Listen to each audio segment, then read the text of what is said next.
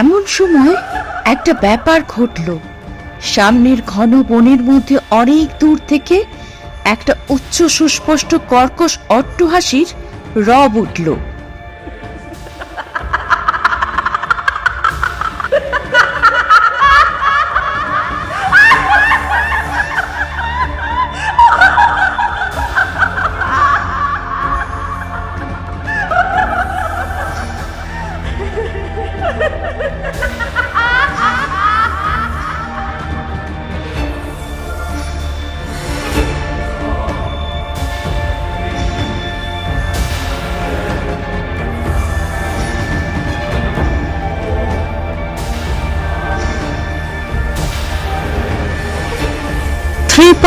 Horror FM, আপনার আমার সবার ভৌতিক আড্ডাখানা। নমস্কার, 3.3 হরর FM থেকে বলছি সহেলি। আজ আপনারা শুনছেন শ্রী বিভূতিভূষণ বন্দ্যোপাধ্যায়ের গা ছমছমে গল্প হাসি। স্টেশনের ওয়েটিং রুমের ভিতরে বাইরে কোথাও অন্য লোক ছিল না। বেয়ারাটাকেও ডেকে ডেকে পাওয়া গেল না। অগত্যা চায়ের আশা জলাঞ্জলি দিয়ে আমরা কয় বন্ধুতে বেশ করে কম্বল টেনে নিয়ে ইজি চেয়ারে শুয়ে পড়লাম। মাঘের শেষ যদিও, শীত কিন্তু বাংলাদেশে পৌষ মাসের চেয়েও বেশি। রমেন বললে, ওহে তোমরা যা বোঝো করো, আমি কিন্তু চা না পেলে রাত কাটাতে পারবো না। তোমরা বরং বসো, আমি দেখি একটা কিছু ব্যবস্থা করা যায় কিনা। দোর খোলার সঙ্গে সঙ্গেই এক ঝলক তীক্ষ্ণ শীতল পশ্চিমে বাতাস তীরের মতো ঘরে ঢুকতেই আমরা হা হা করে উঠলাম। রমেন ততক্ষণে চলে গিয়েছে। খোলা দরজাটা বন্ধ করে দিতে গিয়ে চেয়ে দেখি বাইরে বেজায় কুয়াশা। পৃথ্বীশ আমাদের দলের দার্শনিক। এতক্ষণ সে কম্বল দিয়ে আপাদমস্তক আবৃত করে শুয়েছিল। হঠাৎ মুখ তুলে গম্ভীরভাবে বললে, দেখো আমার কিন্তু একটা আনক্যানি সেন্সেশন হচ্ছে। কেন বলো তো? আমি বললাম, কিভাবে আনক্যানি? ভূত? সেও কম্বল তুলে ফেলে ইজি চেয়ারে উঠে বসলো। চারধারে চেয়ে দেখে বলল, তা ঠিক জানি নে, কিন্তু কেমন যেন। আমরা সকলেই ততক্ষণে পুনরায় খাড়া হয়ে উঠে বসেছি। সলিল বললে, বিচিত্র নয়, আমি একটা ব্যাপার জানি। এইরকম একটা স্টেশনের ওয়েটিং রুমে রাত 10টার পর লোকে থাকতে পারত না। শুধু তাই নয়, একবার অনেক রাত্রে ট্রেনে এক ভদ্রলোক নেমে রাতের মতো স্টেশনের ওয়েটিং রুমেই ছিলেন। সকালেও তিনি ওঠেন না দেখে সকলে তুলতে গিয়ে দেখলে তিনি অচৈতন্য অবস্থায় মুখ উপুর করে পড়ে আছেন। তারপর অনেক যত্নে তার জ্ঞান হয়। তিনি সকলের কাছে বলেন, শেষ রাত্রের দিকে এক সাহেব এসে তাকে ওঠায়।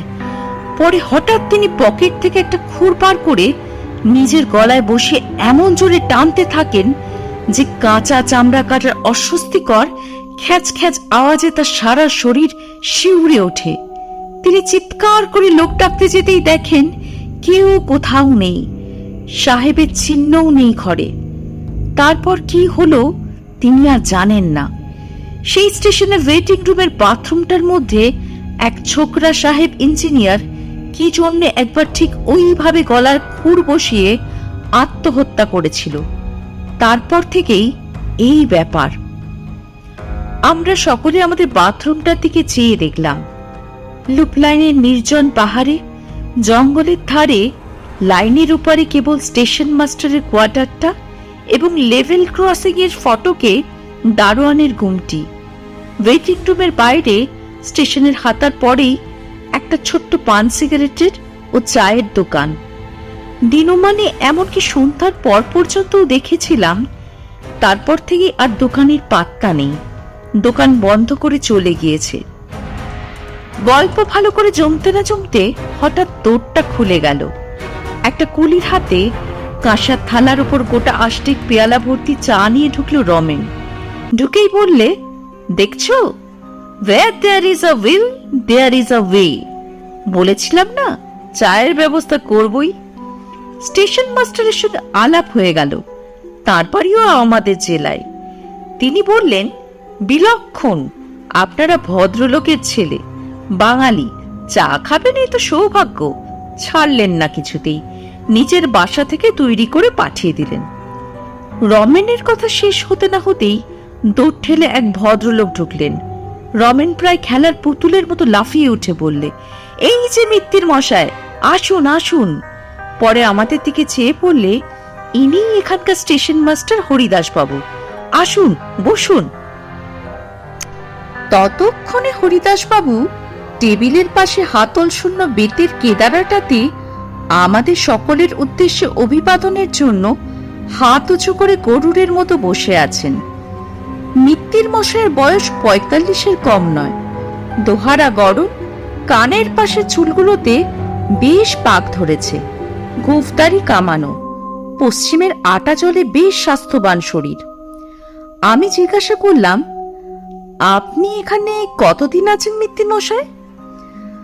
আগে এই আসছে ফেব্রুয়ারিতে 1.5 বছর হবে। বড় কষ্ট মশাই, মাছ তো একেবারে মেলেই না, বাঙালির মুখ মোটেই দেখতে পাওয়া যায় না। তাই আপনারা আজ এসেছেন শুনে খুব আনন্দ হলো। উনি চায়ের কথা যেমন তুললেন, আমি বললাম, তা আর কি, আমার বাসা যখন নিকটেই আছে তখন কি আর। তা আপনারা কতদূর যাবেন সব? আমরা সাইকেলে দিল্লি যাব বলে বেরিয়েছি। ওপার থেকে আসছি কিনা, এখানে নদী পার হয়ে ভাগলপুরের পথ ধরে গিয়ে গ্র্যান্ড ট্রাঙ্ক রোডে উঠবো ইচ্ছে আছে। আচ্ছা, ভাগলপুরের গাড়িটা ঠিক এখানে কটায় পাওয়া যাবে কাল সকালে? তারপর অনেক কথাবার্তা ও আমাদের ভ্রমণ সম্বন্ধে অনেক কৌতূহলপূর্ণ প্রশ্নের উত্তর এবং কথিত ট্রেন ঘটিত নানা আবশ্যকীয় সংবাদের আদান প্রদানের পর কথাবার্তার বেগ মন্দীভূত হয়ে পড়ল। কারোরই ঘুম পাচ্ছিল না। বিশেষ করে গরম চা খাবার পরেই আলস্য ও তন্দ্রার ভাবটা কেটে গিয়ে সকলের শরীর যেন বেশ তাজা হয়ে উঠেছিল। কথাবার্তা শিখাটাকে পুনরায় খোঁজা দিয়ে প্রদীপ্ত করার জন্যই আমি হঠাৎ বলে উঠলাম, আচ্ছা, আপনাদের এই ওয়েটিং রুমের বাথরুমে ভূত নেই তো? এই প্রশ্নের পরে সলিলে সেই অজ্ঞাত স্টেশনটির বাথরুম ও ছোকরা ইঞ্জিনিয়ার সাহেবের গল্প পুনরায় ফিরে এলো।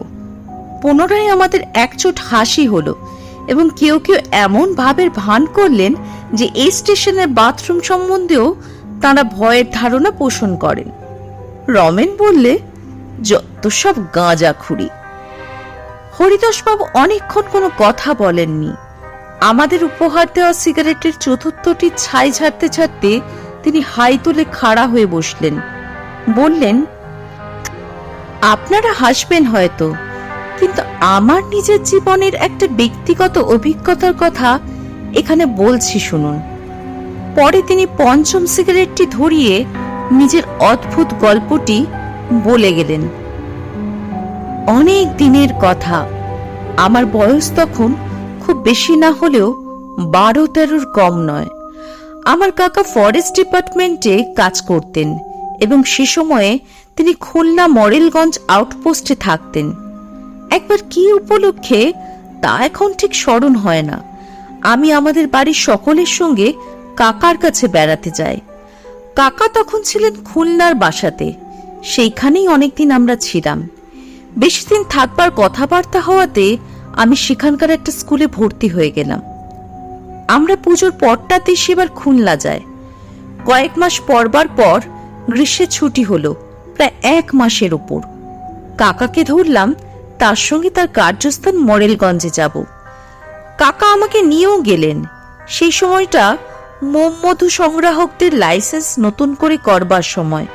কেউ ফাঁকি দিয়ে পুরনো লাইসেন্সের বলে জঙ্গলে মোমমধু সংগ্রহ করে কিনা পাহারা দেবার জন্য ফরেস্ট ডিপার্টমেন্টের বোট ও স্টিম লঞ্চ সব সময় সুন্দরবনের নদী, খাঁড়ি ও খালের মধ্যে ঘুরে ঘুরে পাহারা দিত।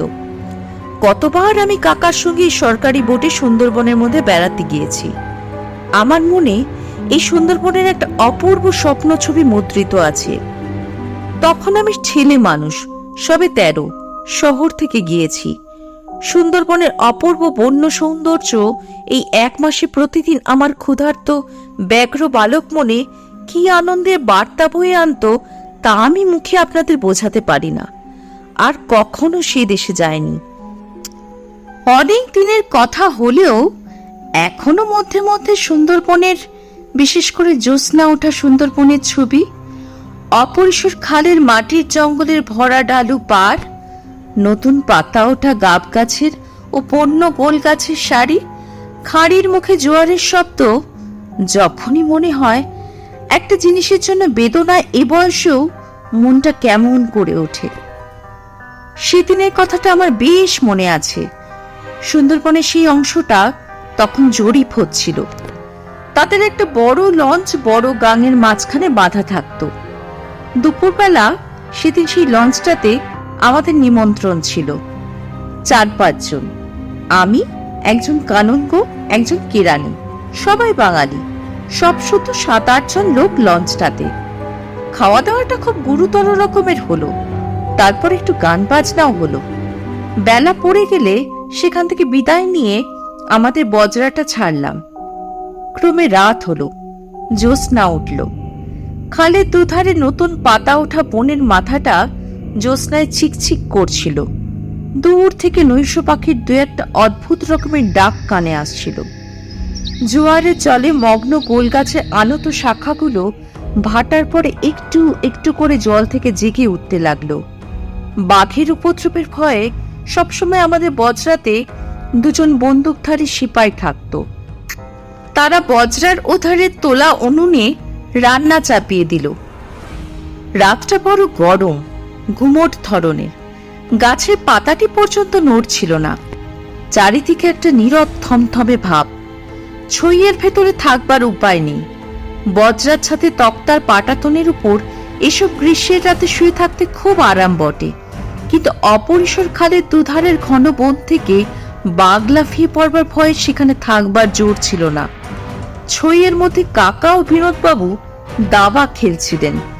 ছইয়ের খুলখুলিগুলো সব খোলা। আমি নিকটে বসে বই পড়ছি। খেলতে খেলতে রাত হয়ে গেল 10টার বেশি। সিপাইদের রান্না হয়ে গেল। কাকা কি একটা কঠিন চাল সামলাবার কথা এক মনে ভাবছেন। আমি মিটমিটে আলোতে আখ্যান মঞ্জুরি পড়ছি। বিনোদবাবু খেলোয়াড়কে সমস্যায় ফেলবার আত্মপ্রসাদে তাকিয়ে ঠেস দিয়ে খুলকুলির বাইরে ভাটার টান ধরা জলের দিকে চেয়ে আছেন। দীর্ঘ বন গাছের ছায়া পড়েছে জলের উপর। এমন সময় একটা ব্যাপার ঘটল। সামনের ঘন বনের মধ্যে অনেক দূর থেকে একটা উচ্চ সুস্পষ্ট কর্কশ অট্টহাসির রব উঠল। অবিকল মানুষের গলার আওয়াজের মতো হলেও মনে হলো যেন এটা অমানসিক অস্বাভাবিক স্বর। আমরা কিছু ভাববার পূর্বেই সেই রকম আর একবার এবং তারপর আবার হাসির শব্দটা এত উচ্চ ও তীক্ষ্ণ যে মনে হলো বনের গাছগুলো কেঁপে কেঁপে উঠছে, মাটি যেন কাঁপছে, বোটটা যেন দুলছে। সিপাইরা তাড়াতাড়ি খাওয়া ছেড়ে উঠে এলো। কাকা, বিনোদবাবু, আমি সকলেই ছইয়ের বাইরে এলাম। গাছপালা ছবির মতো দাঁড়িয়ে আছে, কোথাও হাওয়া নেই, পাতাটি পর্যন্ত নড়ে না।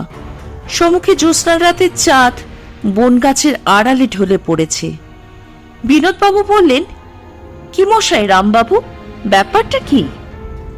মাঝিরা ভারী ভয় পেয়ে গিয়েছে। তারা বজরার মাস্তুলের তলায় গোল হয়ে দাঁড়িয়ে এক দৃষ্টে বনের দিকে চেয়ে আছে। আমরা সকলেই ছইয়ের মধ্যে ঢুকতে যাচ্ছি, এমন সময় আবার সেই হাসির শব্দটা উঠল। শব্দ এত ক্রূর ও মর্মস্পর্শী যে আমাদের সকলের গায়ে কাঁটা দিয়ে উঠল। মাঝিও 2 কানে হাত দিয়ে বলে উঠল, আল্লাহ আল্লাহ। কাকা ও বিনোদবাবু ছইয়ের মধ্যে পরস্পরের মুখ চাওয়াচাই করলে। কাকা বললেন, কি মশাই, হায়না নাকি? কিন্তু তার মুখ দেখে ও গলার সুরে মনে হলো তিনি কথাটা নিজেই বিশ্বাস করেন না। তারপর পরামর্শ হলো নৌকোটা সেখান থেকে সরানো যায় কিনা।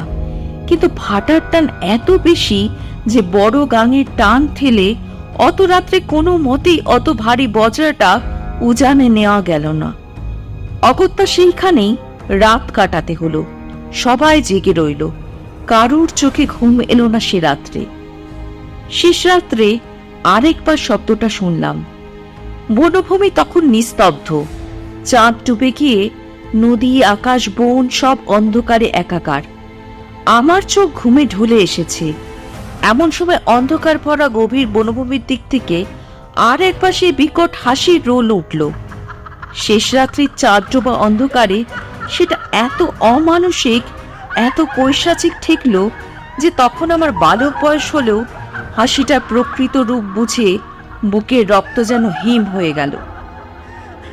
সকালে জোয়ারের মুখে বজরা ছেড়ে আমরা দুপুরের সময় স্টিম লঞ্চে ফিরে এলাম। সেখানে সব কথা শুনে প্রধান সারেং খালাসিদের মধ্যে কেউ কেউ বললে এই শব্দটা এর আগেও তারা শুনেছে, তবে স্থানটা বড় গভীর বনের মধ্যে বলে সেই দিকটায় লোক চলাচল খুব কম। শোনা গেল ওই বনের মধ্যে নাকি অনেক দূর গেলে প্রাচীনকালের ঘরবাড়ির চিহ্ন পাওয়া যায়। জঙ্গলের মধ্যে শ্রেণীবদ্ধ প্রাচীন বকুল গাছের সারি দেখে মনে হয় কোনো সময় সেসব স্থানে লোকের বাস ছিল। সে যাই থাকুক, আজও এতদিন পরে যখনই কথাটা মনে পড়ে তখন এই কথাটাই মনে হয়। গভীর রাত্রির অন্ধকারে জনহীন জনপদের ধ্বংসস্তূপের চারপাশে ঘূর্ণায়মান কোনো অভিশপ্ত অশরীরী আত্মার পৈশাচিক উল্লাস ভরা অট্টহাসি সেদিন কানে গিয়েছিল। তাই হাসির রোলটা যখনই মনে আসে, আজও এতকাল পরেও যেন সারা শরীর শিউরে ওঠে।